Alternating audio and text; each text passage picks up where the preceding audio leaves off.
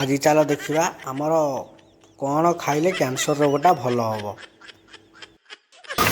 ଏଇଟା କ'ଣ ହେଉଛି ସେ? ଏଇଟା ଜହ୍ନି ଆଉ ଧନିଆ ପତ୍ର ଭେଣ୍ଟା, ପୁଦିନା ଭେଣ୍ଟା ଆଉ ଟମାଟର ରସୁଣ ପଡ଼ି ଚଟଣି ହଉଛି। ମାନେ ତା ଚୋପାରେ ତା ଚୋପା ଏଇଟା ମାନେ କ'ଣ ମାନେ ପ୍ରଫିଟ୍ କ'ଣ ଚୋପା ଖାଇବା ତ ଘାସ ଆକୁ ଖାଇଲେ ବାର ବାର ଖୋଜିବ, ଖାଲି ଖୋଜିବ। ମାନେ ଆର ପ୍ରଫିଟ୍ କ'ଣ ମାନେ ଖାଇଲେ ଫାଇଦା କ'ଣ? ଆକୁ ଖାଇଲେ ତମର କ୍ୟାନ୍ସର ରୋଗ ଭଲ ହେଇଯିବ, ଏତେ ପ୍ରଫିଟ୍। ଦେଖୁଥିବେ ଇଏ ହେଉଛି ଆମର ଗୋଟେ ଔଷଧୀୟ ଖାଇବା, ଚଟଣି ହେବ, ଖାଇଲେ କ୍ୟାନ୍ସର ବି ଭଲ ହେଇଯିବ। ଫାଇନାଲ୍ ଦେଖୁଥିବେ ଘାସକୁ ଆଇଲି ଗ୍ରାଇଣ୍ଡିଙ୍ଗ ହେବ, ଘାସକୁ ଗ୍ରାଇଣ୍ଡିଙ୍ଗ କରିକି ଖାଇବ କ୍ୟାନ୍ସର ଭଲ ହେବ।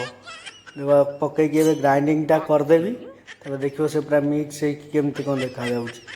ତାପରେ ଗ୍ରାଇଣ୍ଡିଙ୍ଗ ହେଲା ପରେ ତାପରେ ସମସ୍ତଙ୍କୁ ଦିଆହେବ, ସବୁ ଖାଇକି କ୍ୟାନ୍ସର ସମସ୍ତଙ୍କର ଭଲ ହେବ। ଆଉ ଆମର ଘାସ କ୍ୟାନ୍ସର ଆୟୁର୍ବେଦିକ ହେଉଛି, ଖାଇଲେ ଖୋଜିବ। ଏଇ ହେଉଛି ଆମର ମେଡ଼ିସିନ। ଜହ୍ନି କ'ଣ ପକେଇଛନ୍ତି ମୋ ଧ୍ୟାନ ପଡ଼ୁନି, ମନେ ଭୁଲିଗଲି। ଏସବୁ ଖାଇବ, ଖାଇଲେ କ୍ୟାନ୍ସର ଭଲ ହେଇଯିବ।